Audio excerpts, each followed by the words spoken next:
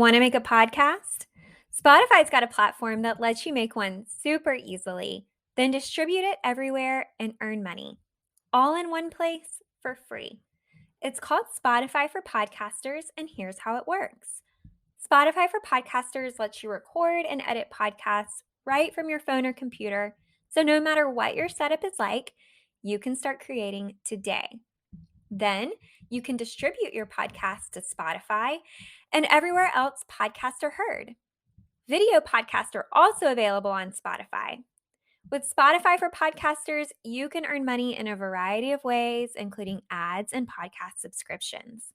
And best of all, it's totally free with no catch. Ever since we discovered Spotify for Podcasters, we have had so much fun trying out all of the features like Q&As and polls that let us be really creative and engage with our audience. I highly recommend you give it a try.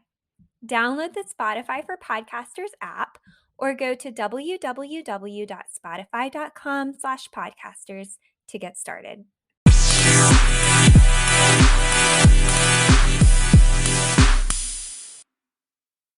Hello, and welcome back to episode 27 of Podcast Royal. I am Rachel, and I'm here with my lovely co-host, Jessica. How are you, friend? Doing good. How are you?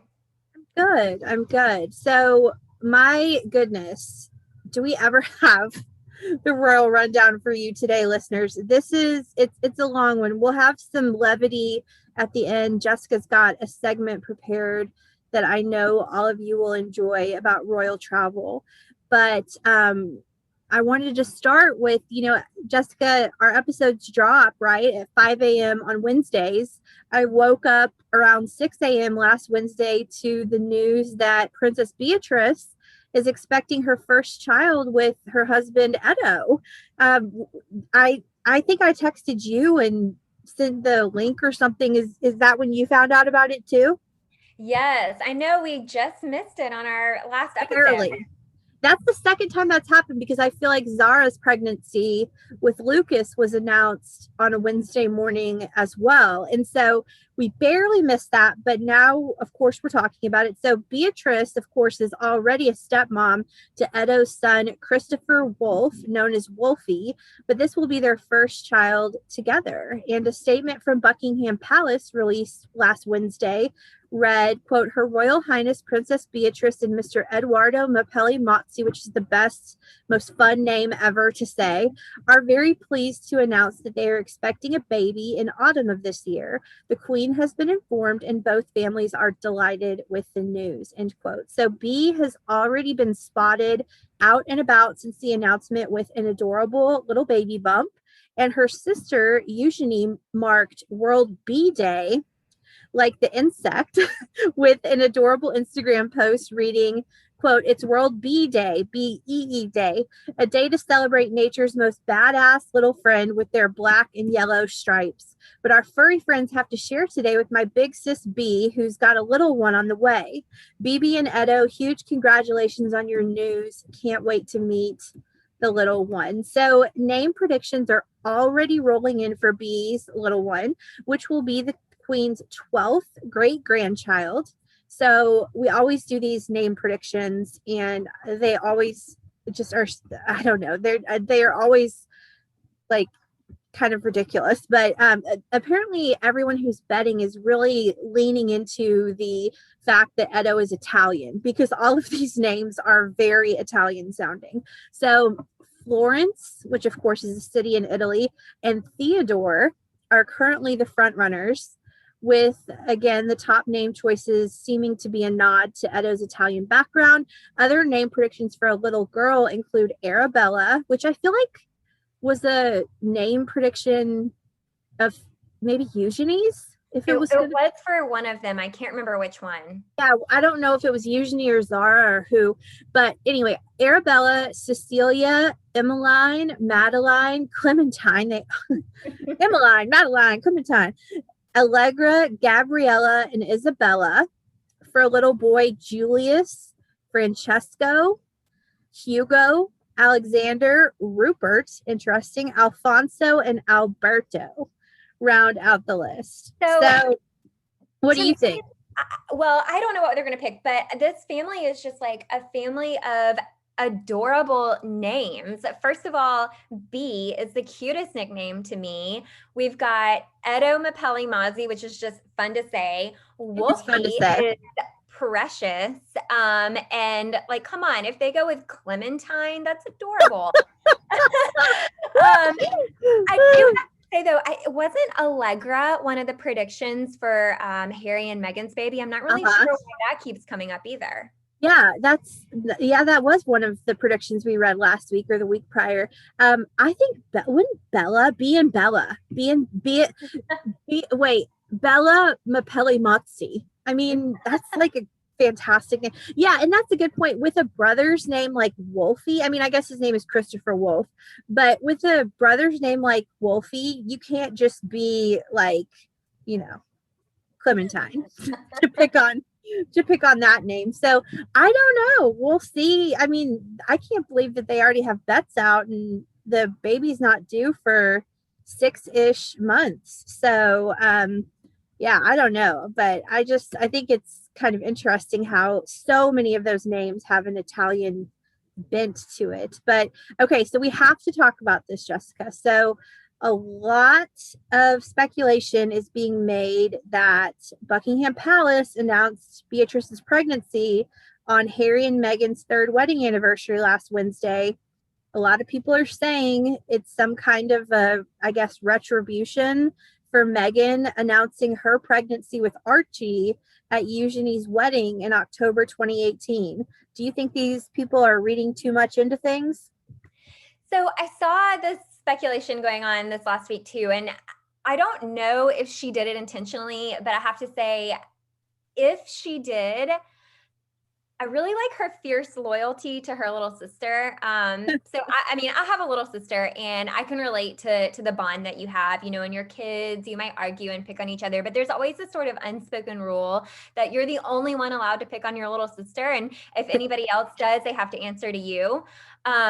So I don't know if the timing of her announcement was on purpose or not, but I mean, way to take up for Eugenie if she did. What do you think? Well, so they're incredibly close. I mean, as evidenced by Eugenie's sweet Instagram post, there are a lot of days that Beatrice could have announced this pregnancy. I mean, my gosh, it could have been the day before, the day after. Um, I don't. There's no way if someone, unless someone was asleep at the wheel, right? Then Right. there's no way that they didn't know that not only were they announcing this on Harry and Meghan's third wedding anniversary, but also there were no happy anniversary posts about it Mm-hmm. alongside this. So, So here's another interesting thing. I don't really understand the Megan and Eugenie relationship.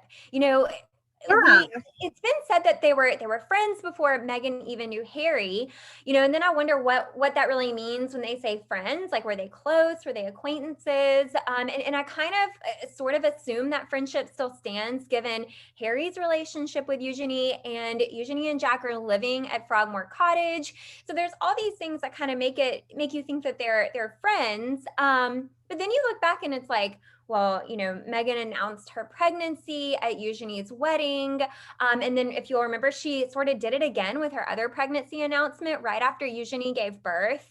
yeah, You know, I don't know if it's like they don't really care about this and journalists are over analyzing this to get headlines in the news, or if there is some kind of weird dynamic going on here. I can't really figure it out. I hope for everyone's sake that we're just sitting over here over analyzing. But again, unless someone is asleep at the wheel, I mean, they got married, Harry and Meghan, 3 years ago. You don't have that short of a memory. You remember May 19th is their anniversary. And to announce that on that day, I mean, again, you could have waited a day, or done it the Well, day prior. I totally, yeah, I see where you're going with that. And I think in the world that they live in, with the connections that they have and the announcements that they make, they know the rules and the protocols for that. So they totally know what you're doing. So I do feel like it's kind of hard to miss that date. You know, they've got a calendar with all that stuff written Of down. course they do. Of course they do. So, I mean, look, I've said many times who is running the PR ship over at Buckingham Palace. And again, I would say who is running the PR ship over at Buckingham Palace. Either it is intentional and that's its own can of worms, or someone really missed the mark and just made a mistake. And that's also a problem. So, yeah. And, look, I know that it was William and Kate's 10th wedding anniversary. That's a milestone anniversary. I realize that Harry and Meghan are not full time working royals. And so they're not owed, I guess, a happy anniversary post, especially after everything that has been going on in 2021 with the Sussexes and the rest of the family. But you could have done it on May 20th. You could have. And so I can't not at least think there is a 2% chance that there's a method to the madness here. So I don't know. That's the royal family is never complained, never explained, but I guess they get, their jabs in by releasing family announcements over top of other I don't know. As if that wasn't enough. So now we're going to get into some really truly heavy stuff about the family and Harry and just mental health and the whole 9 yards. So Harry and Oprah's docuseries, The Me You Can't See, dropped on Apple TV Plus on Friday, May 21st. And listeners, while it is a very important watch and the mental health conversation is a very important one to have, it can also be very triggering. So please be forewarned of that before you tune in. If you haven't tuned in already, it's a 5-part docuseries. I got through, I think, the first 2.5 parts before I had to take a break. I had to step away from the series and watch something funny because it's a needed conversation, but it's heavy. It was a very well done series. It featured not just Harry and Oprah sharing their stories, but also Lady Gaga, Glenn Close, and a handful of people you may have never heard of, but whose stories are extremely powerful and moving. So did you tune in? And if you did, what did you think? No, I didn't. I've heard a lot of commentary about it so far from others. And, I was interested in watching it, but I had a pretty full weekend this past weekend, and I don't actually have Apple TV Plus. So I didn't get a chance to look into watching it. I know you can get a free trial if you want to see it, um, but Yeah, I got the free trial, so you can use my 1 month free trial before it expires. Ooh, okay, yeah, I'll have to do that. Because I would like to see it. Okay, well, we'll reconnoiter and talk offline about that. I don't want to give my password out to all of our listeners. But so if you haven't seen it, which it sounds like you haven't yet, I do encourage you to watch it. I encourage all of our listeners to watch it. It's triggering. So pace yourself. Maybe do 1 hour at a time and then take a break and come back to it. Keep in mind, this is 5 hours of programming. So to try to dial it down to the royal rundown would be near impossible. But I did want to share some of Harry's quotes from the docuseries and chat about it because whereas Meghan maybe was the quote unquote star of the Oprah interview back in February, Meghan isn't in this docuseries at all. She makes literally a 1-second appearance, and I think she says hi, and that's it. So it's the Harry show for sure. So here are some sound bites from The Me You Can't See. Quote, family members have said, just play the game and your life will be easier. But I have a hell of a lot of my mom in me. I feel as though I am outside of the system, but I'm still stuck there. The only way to free yourself and break out is to tell the truth. If your parents don't want to talk about it and your friends can't remind you about it, there's no reason why you shouldn't say, hang on a second, I may be the product of my upbringing.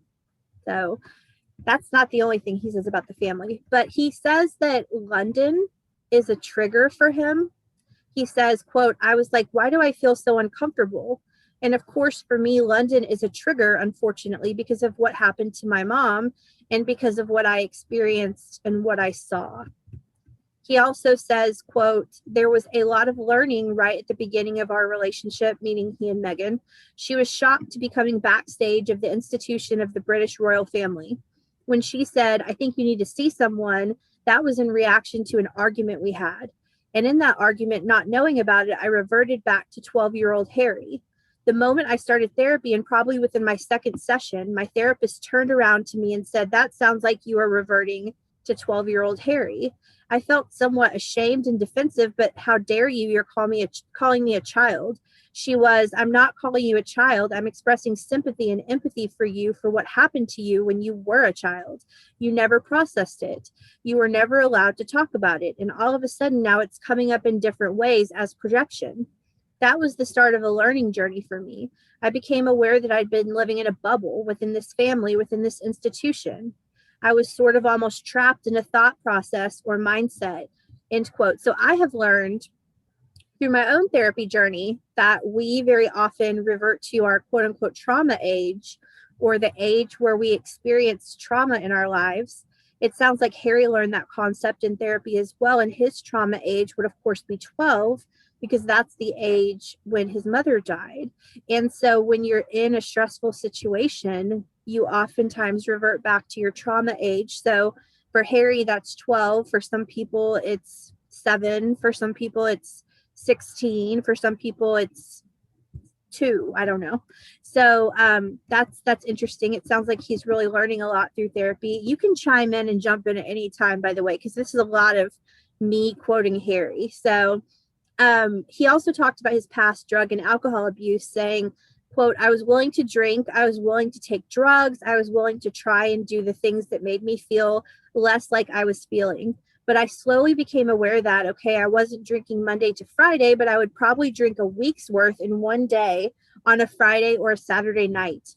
And I would find myself drinking, not because I was enjoying it, but because I was trying to mask something. Okay, so we're about halfway through the sound bites. What are your thoughts so far? I mean, I've heard these quotes this week as I've listened to some other reports on all of this, and he is giving a lot of personal information in this. I mean, he's really opening up and sharing a lot of details that we haven't heard before. Yeah, it's very raw. It's very vulnerable. And Oprah does that too. And so does Lady Gaga. Everybody in the series that was profiled does. So continuing on with Harry's words, quote, I'm also really angry with myself that we're stuck in this situation. I was ashamed that it had got this bad.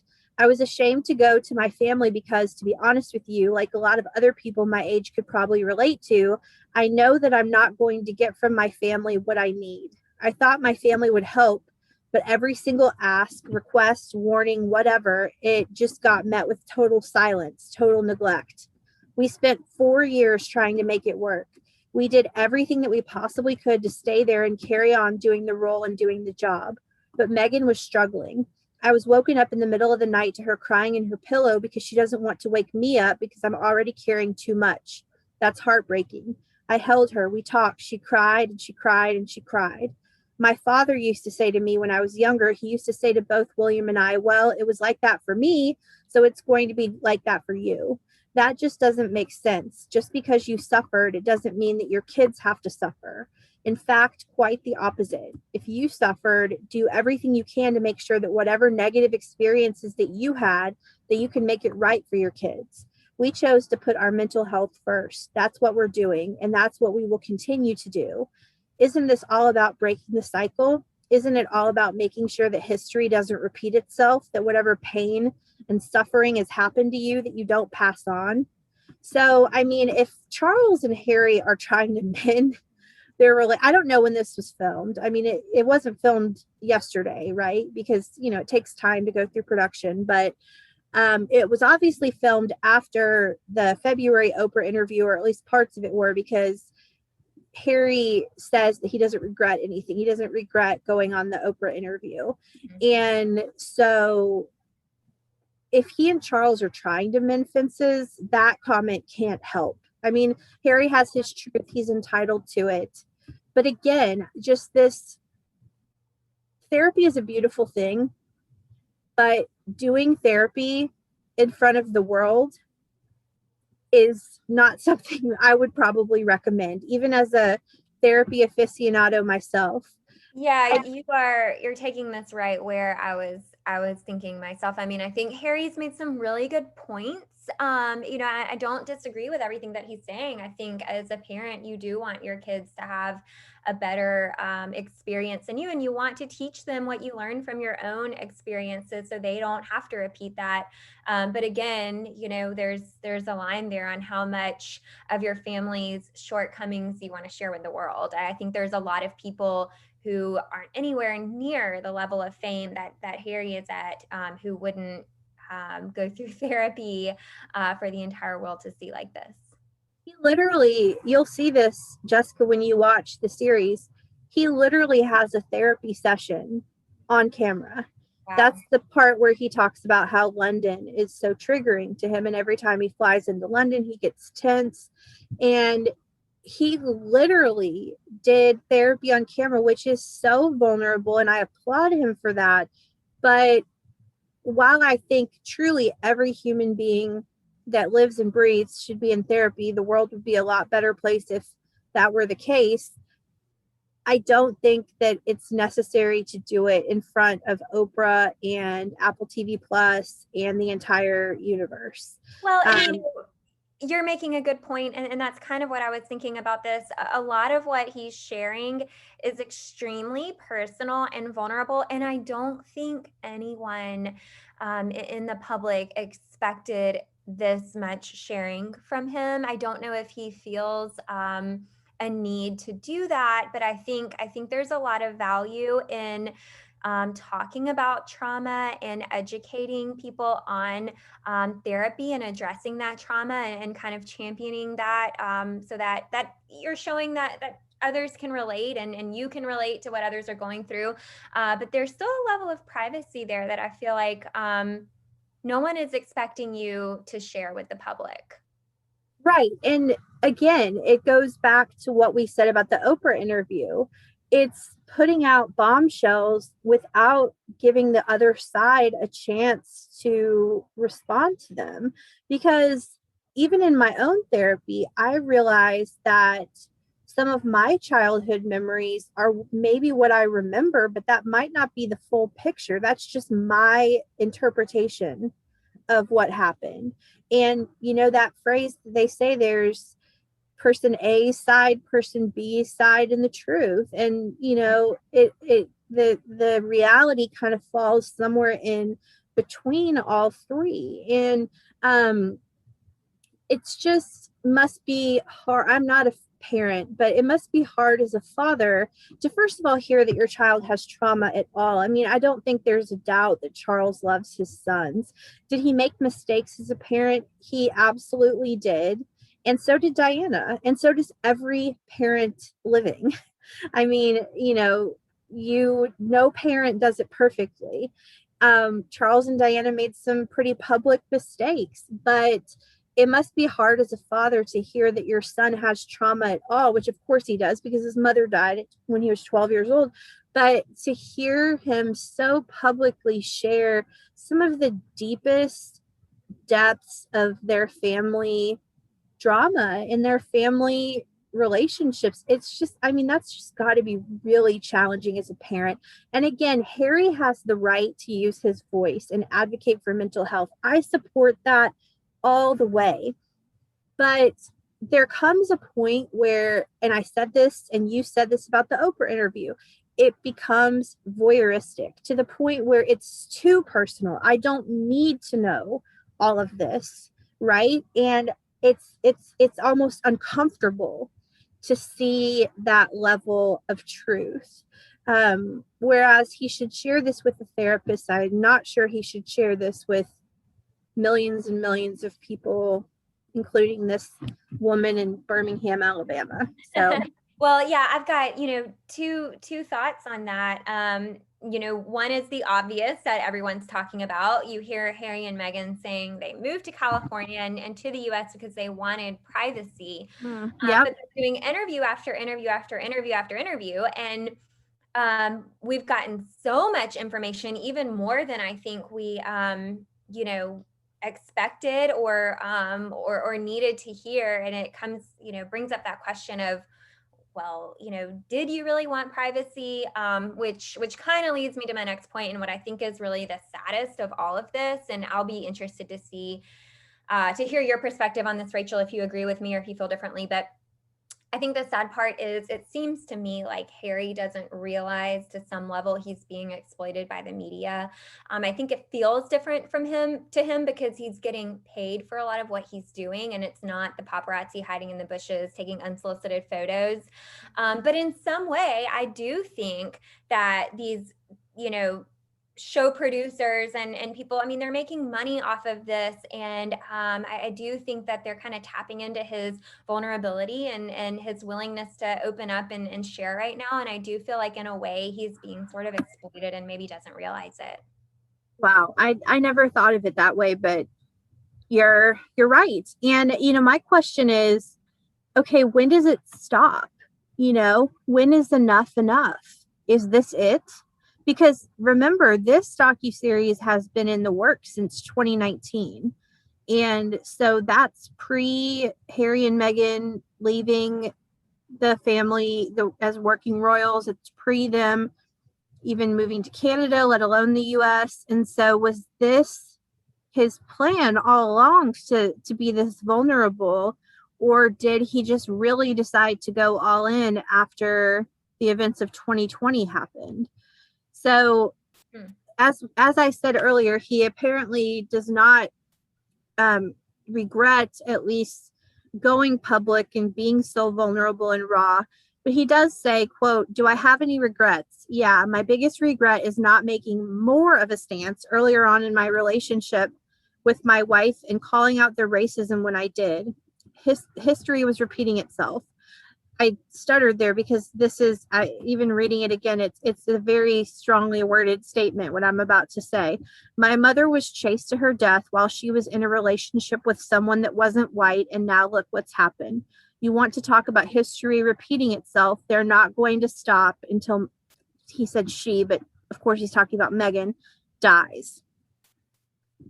So that's incredibly hard to hear on so many levels. And on a little bit lighter note, Harry revealed that Archie calls Diana Grandma Diana and said, quote, "Yeah, I have no doubt that my mom would be incredibly proud of me. I'm living the life that she wanted to live for herself, living the life that she wanted us to be able to live," he's meaning him and William. "So not only do I know that she's incredibly proud of me, but that she's helped me get here. And I've never felt her presence more as I have done over the last year." So I know that's so much to unpack, but are there any closing thoughts on the me you can't see? I think we kind of talked about it as you were going through the clips that you pulled out from that, and I feel like I may have more to say after I get a chance to watch it, but very interesting to get that recap.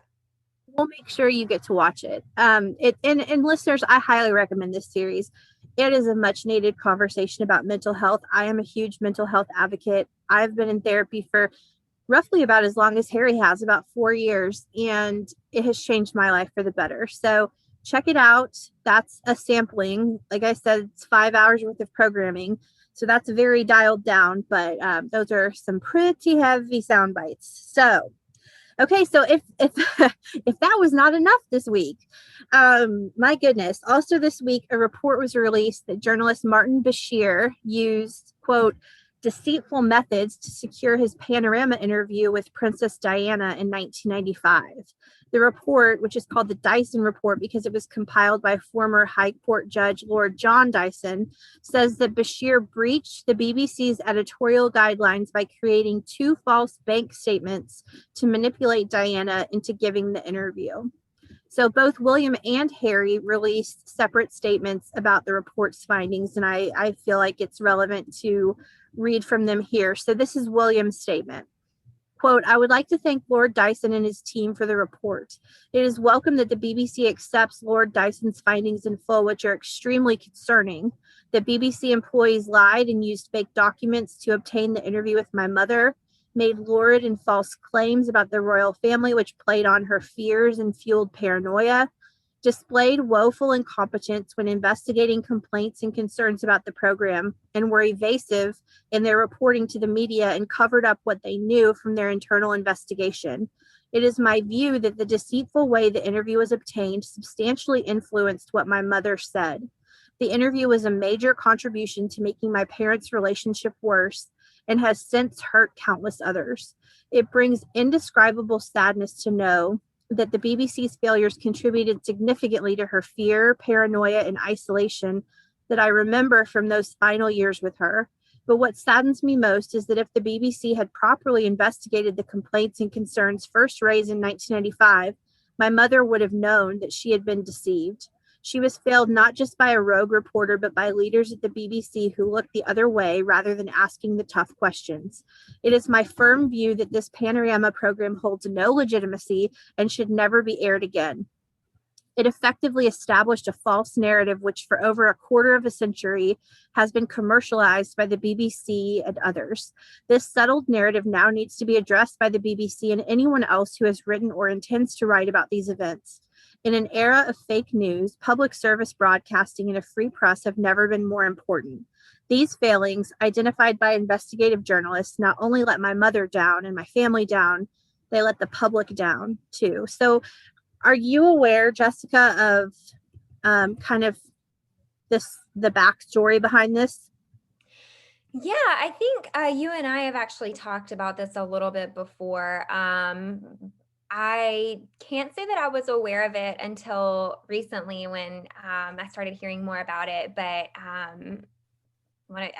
feel free to share some for our listeners who may not know. Yeah.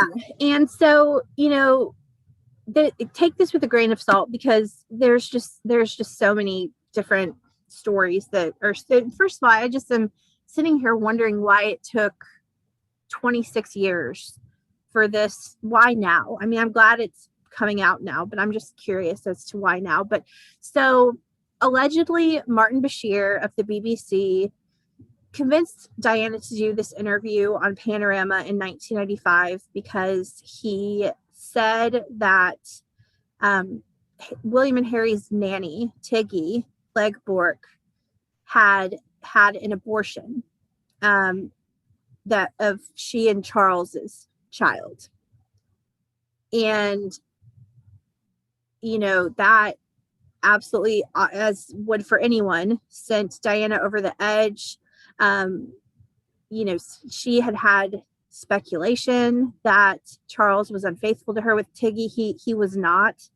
That was a fabrication. Now, obviously, Charles was unfaithful to Diana, and Diana was unfaithful to Charles too. And I feel kind of icky even talking about this now, but it was not with the nanny, with Tiggy.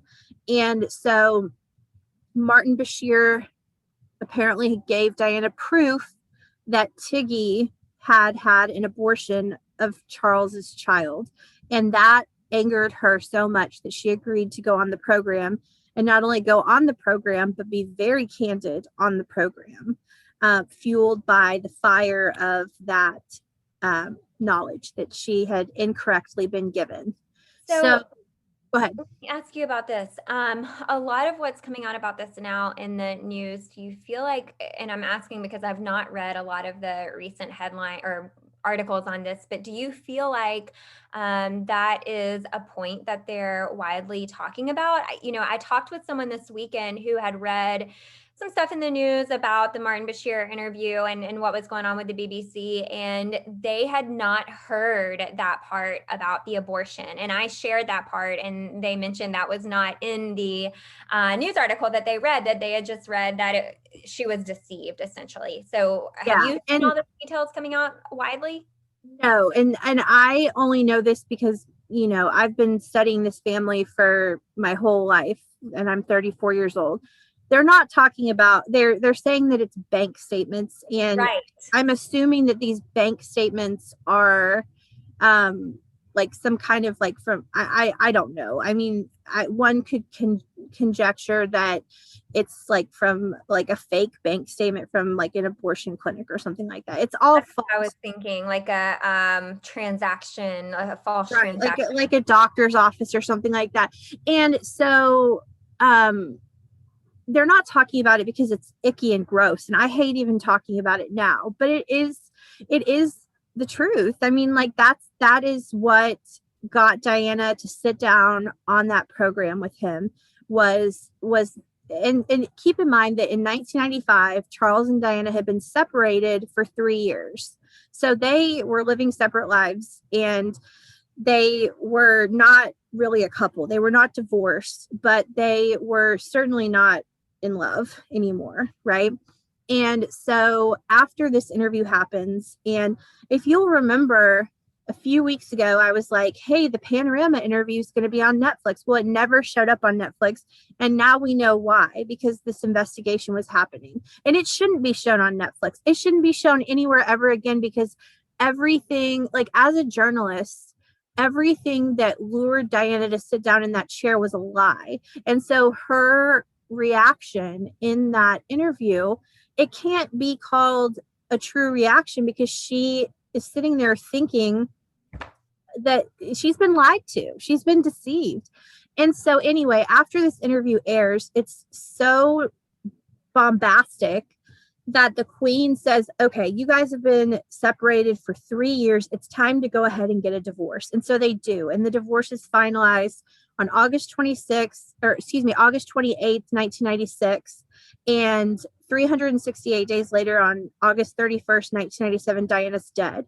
And so, as I've said on the show before, with the divorce, which could have happened eventually, probably would have happened eventually. I don't know if it would have happened right then, but with the divorce, she lost that protection in her HRH title, which allowed herself to find herself in that Paris tunnel in a car with a drunk driver. Now, am I saying that Martin Bashir killed Diana? No, but he started a domino effect in a chain of events that eventually led to the divorce and to her death. And, you know, I'm not going to sit here and say that Martin Bashir is culpable for her death, but I am going to say that he is culpable of lying and deceit. And actually, I'm just going to let Harry speak for me, because he says some pretty strong words in his statement. So this is Harry's statement. Quote, our mother was an incredible woman who dedicated her life to service. She was resilient, brave, and unquestionably honest. The ripple effect of a culture of exploitation and unethical practices ultimately took her life. To those who have taken some form of accountability, thank you for owning it. That is the first step towards justice and truth. Yet what deeply concerns me is that practices like these, and even worse, are still widespread today. Then and now, it's bigger than one outlet, one network, or one publication. Our mother lost her life because of this. He says that in the statement. And nothing has changed. By protecting her legacy, we protect everyone and uphold the dignity with which she lived her life. Let's remember who she was and what she stood for. It should be noted that Martin Bashir left the BBC ahead of the network's release of the report. So let me give my final thoughts here, and then Jessica, I want to hear from you. So, as I mentioned a minute ago, I think if there was no Panorama interview, there would have been no divorce, at least not immediately, and there would have been no car crash in Paris in 1997. So I second Harry when he says that in a roundabout way, this interview cost Diana her life. Also, people, this breaks my heart the most, probably. People called Diana crazy for repeating what Martin Bashir lured her into the interview with, that very specific lie that I will not repeat.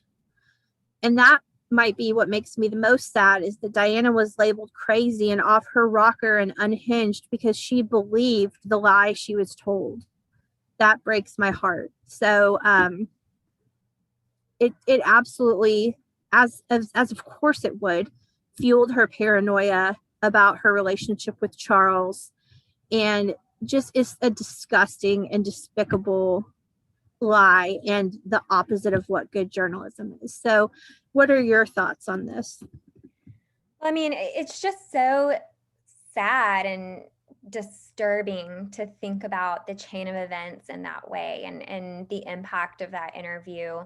Um, I think Princess Diana and Prince Charles, their marriage had essentially disintegrated at that point. But you're right, the divorce was not something that had been encouraged or occurred at that point in time. I think we can really hear the passion in William's statement and how strongly he feels about this, and Harry as well.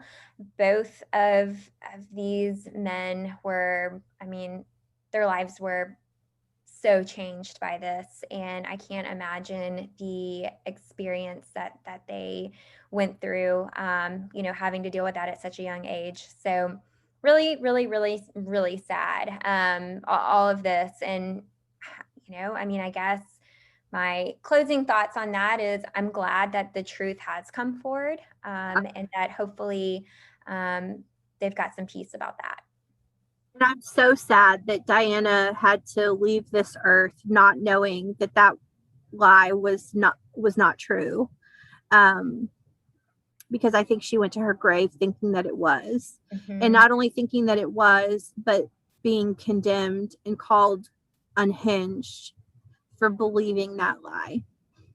Um, just so sad all the way around. And may this remind our listeners and you and I that our actions have consequences, and what we say and do has a ripple effect. And again, do I think that Martin Bashir has blood on his hands? I don't, but I definitely think he is a contributor, if nothing else, to the final breakdown of the Prince and Princess of Wales's marriage.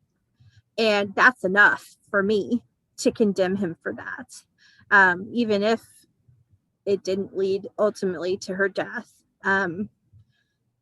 Just it's just so wrong. And so I hate that Diana had to go to her grave believing a lie that wasn't true. I'm like getting emotional over here, and I don't really know why. So I'm going to switch gears.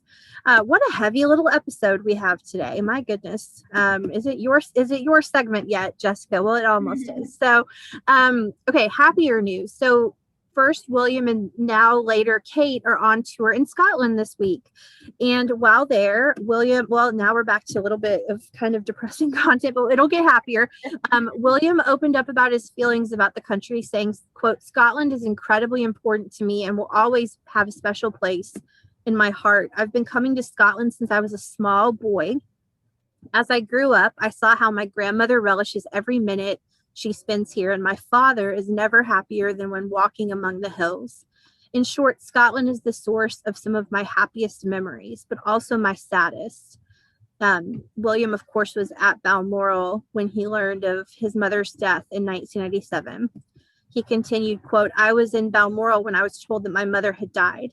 Still in shock, I found sanctuary in the service at Crathie Kirk that very morning. And in the dark days of grief that followed, I found comfort and solace in the Scottish outdoors. As a result, the connection I feel to Scotland will forever run deep. And yet, alongside this painful memory is one of great joy, because it was here in Scotland 20 years ago this year that I first met Catherine." He met her, of course, while they were both students at St. Andrews. And he continued, quote, "Needless to say, the town where you meet your future wife holds a very special place in your heart. George, Charlotte, and Louis already know how dear Scotland is to both of us, and they are starting to build their own happy memories here too. We have no doubt that they will grow up sharing our love and connection to Scotland, from the Highlands to the Central Belt, from the islands to the borders." So Kate joined William in Scotland this past Monday, and among other stops, they are visiting St. Andrews University, where they met and fell in love 20 years ago this year, which is crazy.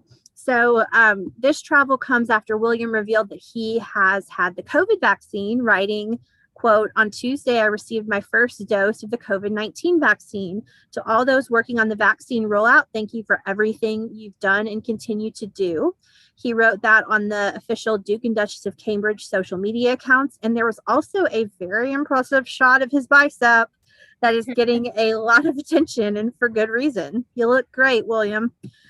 Okay, my final piece of this god awful long royal rundown. Happier news again.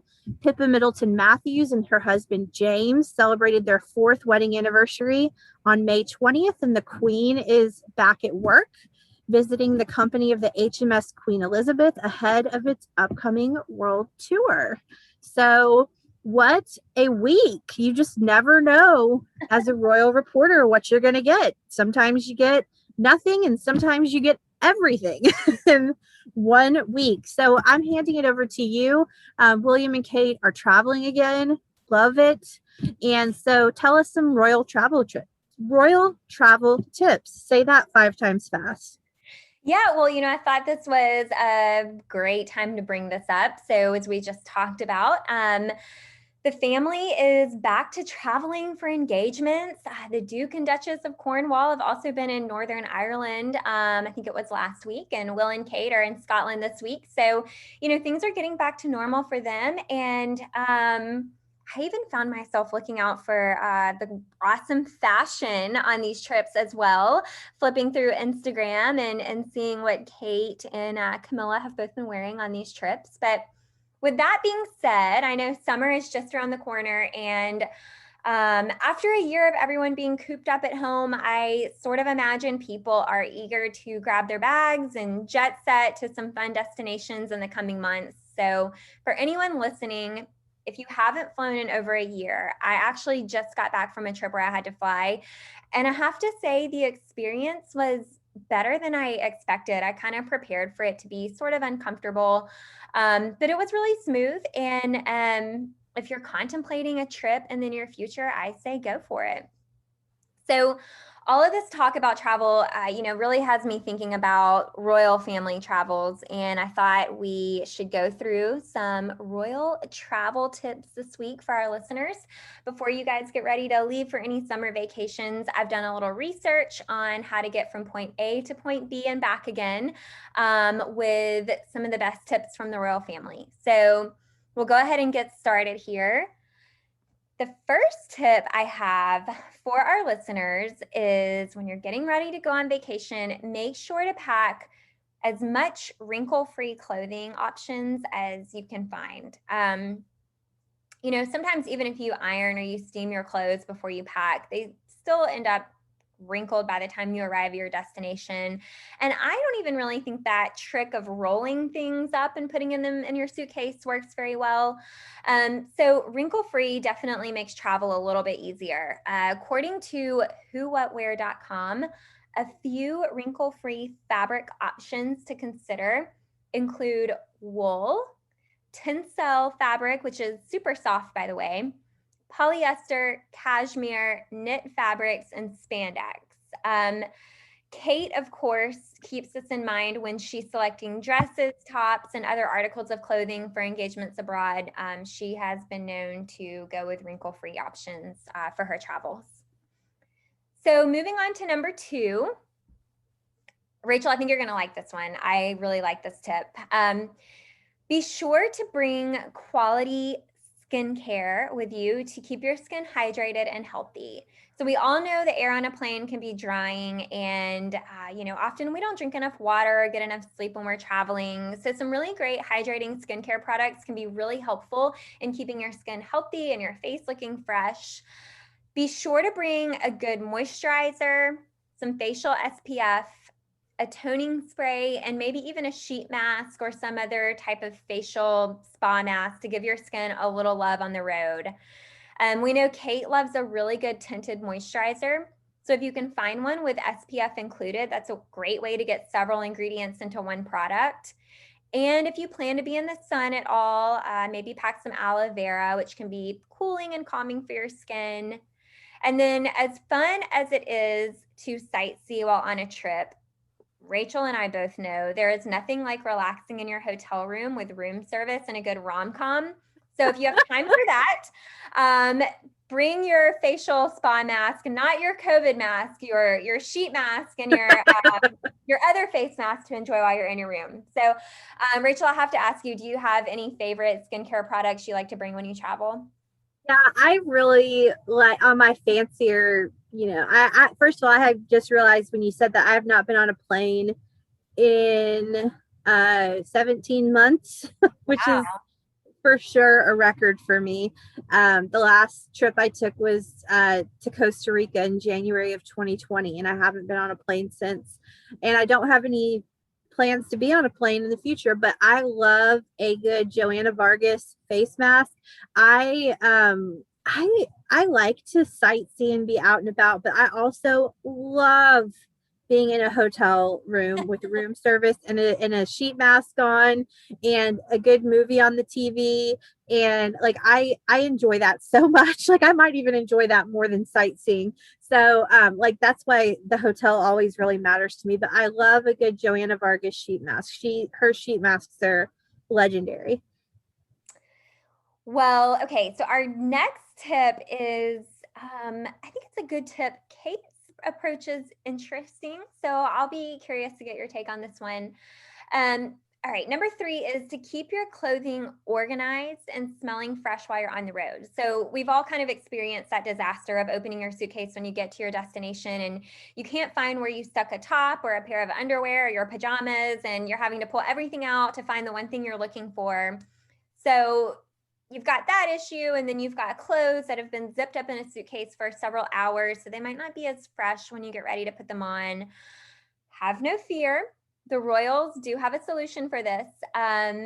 So I don't know if you know that about this, Rachel, but Kate actually wraps each item of clothing in tissue paper and layers them in her suitcase to keep them separated and to provide a protective layer from all the weird smells that you might get in your suitcase. She also keeps her dresses in separate hanging bags when she travels, but we know she travels with some pretty fancy dresses.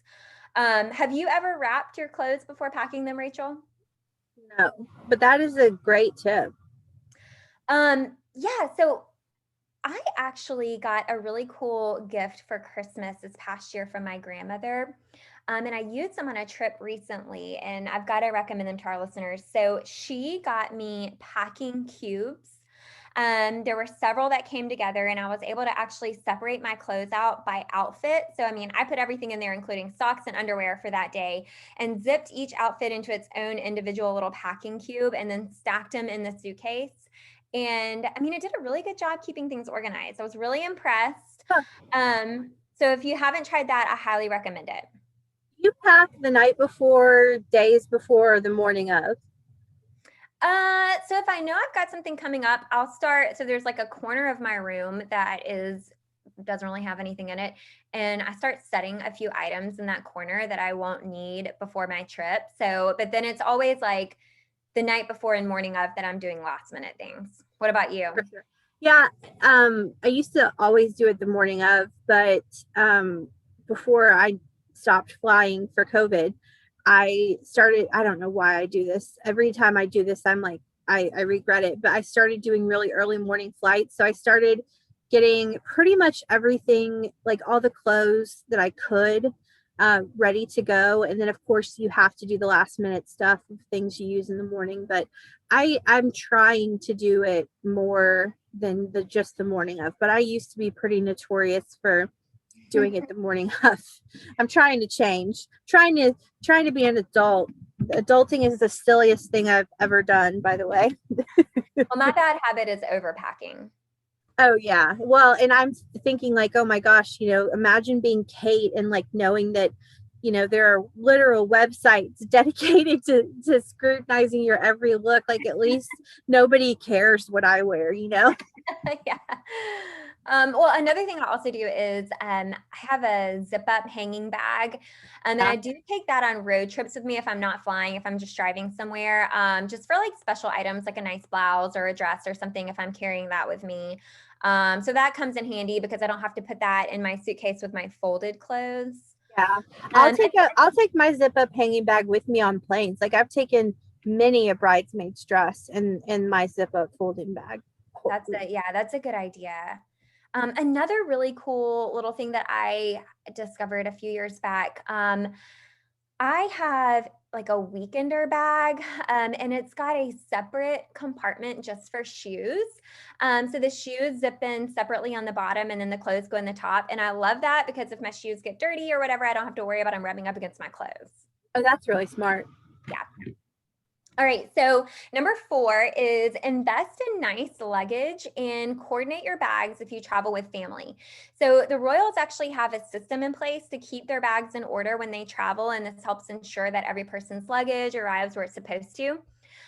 So first off, the Cambridge family, they have their trusted brand of luggage that they always use and love, and it is the high-end Globetrotter luggage. It looks very vintage to me. I don't know if you've seen this brand before, but Will and Kate and even the kids use this line, and I'm just going to go ahead and put it out there. I don't recommend you go out and buy a set from Globetrotter because one piece of Globetrotter luggage can easily set you back $2,000. So unless you're traveling a lot, I don't know. I feel like you can probably find some really great, reliable luggage that may have some cool tech features even that you could probably get for a lot less than that. In other news, Globetrotter is not going to be a sponsor of Podcast Royal. That'd be pretty cool though. Yeah, I mean, we'll change our tune if you want to sponsor us, Globetrotters. So I personally, for me anyway, when I am thinking about luggage and the features that I really like are the bags that have the wheels that kind of spin in all directions, so you don't have to tilt your bag when you roll it through the airport. Definitely look for those if you don't already have one of those. And then, so once you have your luggage in place, consider the color coordination system that the Royals use. So they have luggage tags and they color code the tags based on the name of the person the bag belongs to and then where the bag should be dropped off upon arrival. So when I was researching this, I found out that yellow means the bag is going to a residence. Blue means the bag is wanted on the aircraft, and green means it's going to a hotel. And I also read that Duchess Catherine, or Kate Middleton, as you may know her, has the letter C embroidered into the inside of her clothing. So there's no mistakes on, who a dress belongs to. Who else would the dress belong to? Well, I don't know. I guess if it's a C, it could be Camilla for that matter. But well, yeah, but it's not Williams. It's not the kids, and so Anyway, that's pretty cool though. One of those special touches, I guess, that you get to do if you're royal. Yep, I love the color coordinate. Like I that kind of stuff makes my soul sing. Like that makes me so happy. Yeah, I mean, I don't know if they change their colors around or if yellow is always the residence color or what they do, but definitely a good idea if you're traveling with kids and maybe, even just putting the name in a different color on the luggage so you know whose bag is whose. I think that's a cool idea. So number 5, always pack comfortable shoes, a versatile dress, and some sunglasses.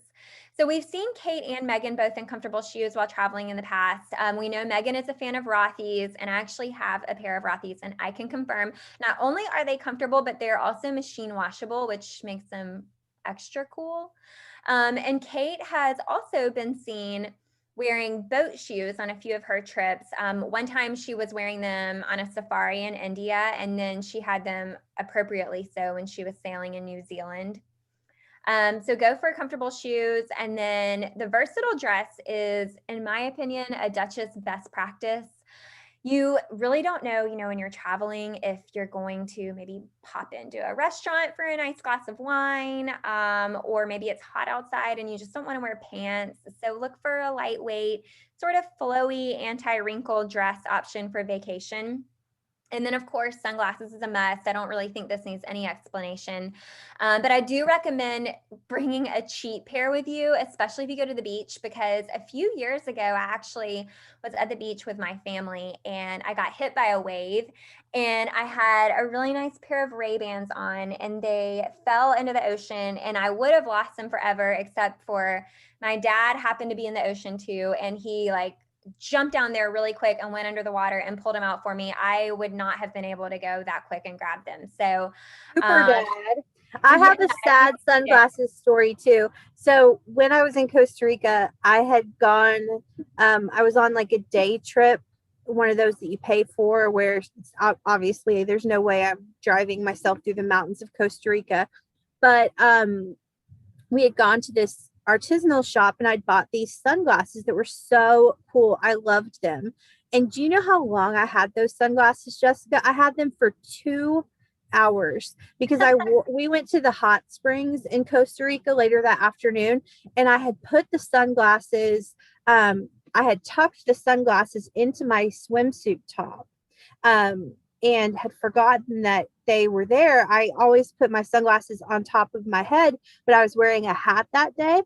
And so I tucked them into my swimsuit top and I jumped into the hot springs and I lost them. Oh no. And they were so cute. I paid like $13 for them in American dollars and whatever that is in Costa Rica money. And I was devastated. And so I completely agree with this tip because if there is a way for me to lose sunglasses in water, I will do it. And then I looked for my sunglasses everywhere and realized, oh, they're probably all the way down the, the way in a hot spring, down the rapids. So, yep, that And was, you can find some pretty cute, cheap sunglasses now, like on Amazon and different places. They're easy to find.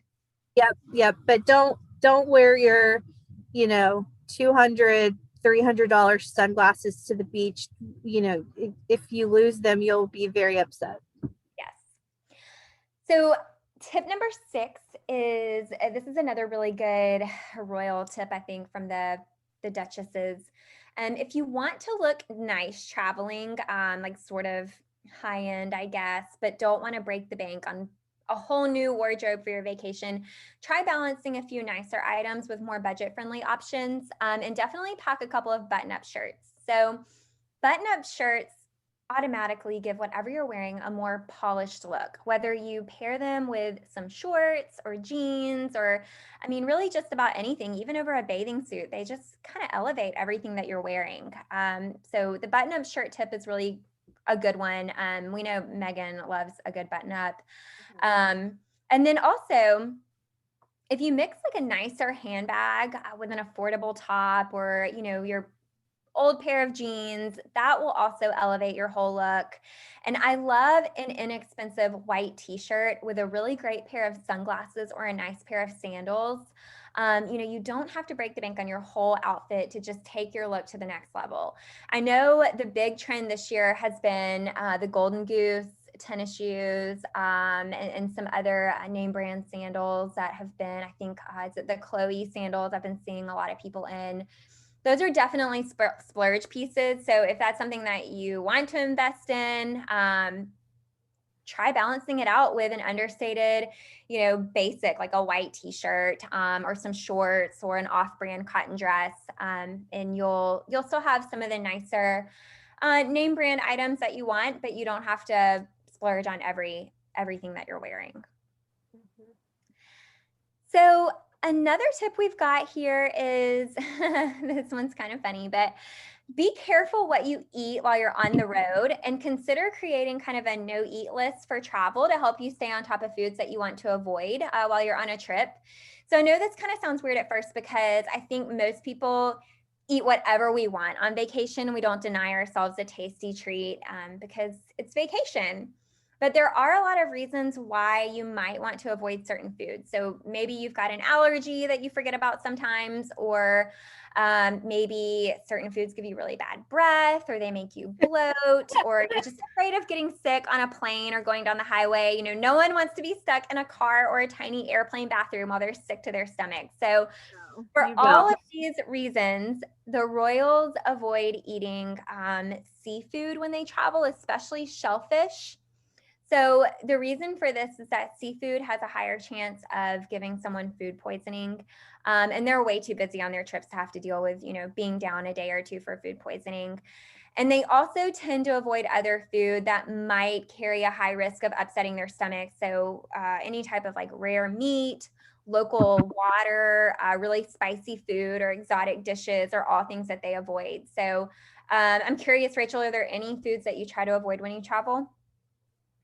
Well, I try to eat actually, like I know that you're on vacation and you're supposed to go all out, but as someone who has been sick in an airplane bathroom before, let me tell you, you don't want that life.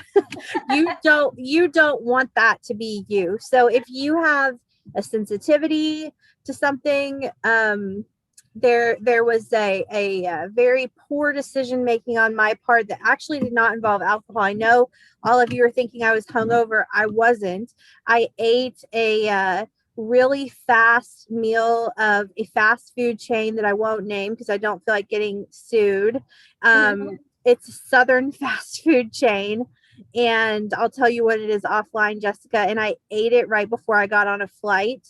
Oh no. And I have never been so sick. And that was 11 years ago. And I've never eaten at this chain since. And I probably Yeah, never will. I definitely will have to know what it is later. Yeah, it's a no-go fly zone for me with me in that chain. Like somebody suggested going to eat there just the other day and I said never again. So don't let that be you. Don't get sick in an airplane or in a car for that matter. Just you know your limitations, enjoy the food, live your life, but know what doesn't work for you.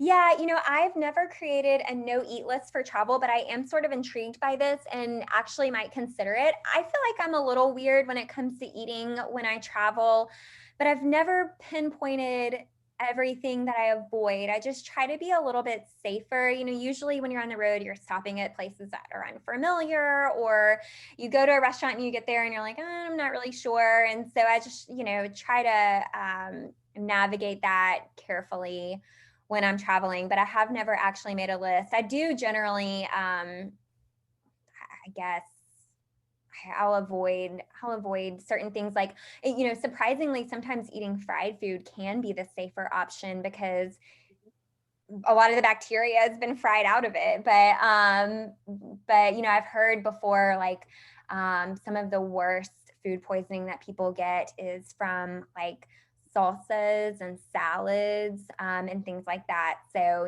because it's a lot of uncooked raw food, so it can have cross contamination. So just something to think about, not to put a damper on your travel, but Look, let me tell you what puts a damper on the travel is that those airport bathrooms are tiny. It's really embarrassing to be getting sick, like literally right next to a passenger whose like back is to the bathroom, and goodness, not great. So be know yourself and what your body can handle. So, moving along to our next tip, try packing re-wearable items for extra room in your luggage. So, basics like yoga pants, white tops, jeans are all items that can be worn more than once, especially if you go somewhere like a beach house where you have a washer and dryer. You can even wash them on your trip. But we know that Kate tends to bring along a few items like this that she can rewear if necessary. And many of the basic clothes, like what I just mentioned, can be easily mixed and matched with other items to create a new look, and people won't even really know you're rewearing them. So whether you're trying to just keep everything in a small carry-on or you want extra room in your bag for souvenirs, if you pack a few of those basic items, you can rewear them on your trip and save yourself some room in your luggage. And lastly, I want to wrap this segment up with a few travel facts about the royal family that I stumbled upon in my research. So, first of all, if you have read much about the royal family, you probably already know this one. Members of the royal family always pack a black outfit when they travel. And I think, Rachel, we've even talked about this on the I podcast think we before. have, yeah. This dates back to 1952 when Queen Elizabeth was in Kenya with Prince Philip, and she got the news that her father had passed away. She hadn't packed a black dress for the trip, and she didn't have one to wear home when traveling back to the UK. And we know that black is the color of mourning and is often worn following the death of a member of the family. So that's a rule that they kind of keep on their list when they're traveling. And then another interesting fact is senior members of the family don't fly together on the same plane. So that means Prince Charles and Prince William won't fly together. Prince William is also not supposed to fly on the same plane as his children. We know lately that him and Kate, with the 3 young kids, they have had to take several trips together. So I think there have been a few instances where they have requested from Her Majesty if they could travel on the same plane, and she approved that request. But generally, it's a precaution that they take just in case something were to happen. They want to make an effort to keep as many heirs safe as possible. And then next fact is royal women try very carefully to wear clothing that won't blow up in the wind when they're exiting a plane. So it's not uncommon for Kate or Meghan or another female in the family to wear a bodysuit under their dresses, or some type of static inducing clothing that makes sure that whatever they're wearing stays close to their skin and won't cause a wardrobe malfunction. And I've got 2 more on here for you. So royals often pack backup clothes when they travel. Queen Elizabeth is especially known to do this. She has had duplicate outfits made in case something were to happen to the first one. She can still wear that planned outfit because she's got the backup in her suitcase. So a lot of double clothes, I guess. We talked last week about a duplicate wedding cake being made. Yeah, and it reminds me of the queen lost her bouquet. Do you remember this at her wedding? And so now all royal brides have to have a duplicate bouquet made just in case. So you just have duplicates of everything. I guess so. And then the last little fun fact on here. So when Kate travels, she actually brings her hairstylist along with her to make sure her locks look their absolute best. And her stylist was once asked about what she brings along to do Kate's hair. So of course she brings a case full of products and tools, but part of that includes 13 hairbrushes that she brings to do Kate's hair. So yeah, lots goes into looking like a princess. Well, her hairdresser is doing the Lord's work on Kate's hair because Kate has flawless hair. So, however many hairbrushes it takes to get the job done. I agree. I think she's got beautiful hair. So that wraps up our little segment on travel.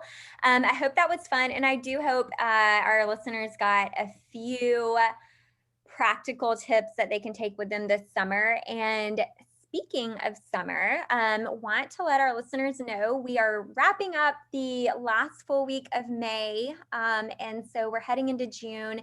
And for the next few months of summer, we may switch up our podcast content a little bit in our schedule. So we definitely know everyone's enjoying the summer vacation, and we want to take some time to do that ourselves. So we'll probably scale back a little bit. You may see that we skip a few episodes here and there, and maybe do a few less episodes over the course of the summer, but we'll still be here, and we'll definitely be reporting on all the big news. And then we may try out some new segments just for fun, depending on what interests us. So we hope you'll stay with us and look forward to that.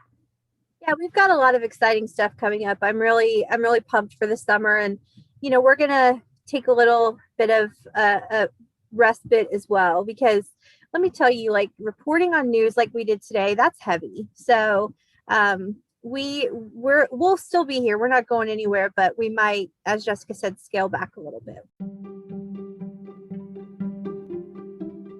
So anyway, if you haven't already, hop over to our Instagram at Podcast Royal, because we've got some great cake content up, including Grace Kelly and Prince Rainier's cake, which is as advertised, totally over the top. So follow us there. Email us at hellopodcastroyal@gmail.com. Again, don't forget to subscribe, rate, and review the podcast. We appreciate you listeners so much. We will chat with you next week. Bye. Bye.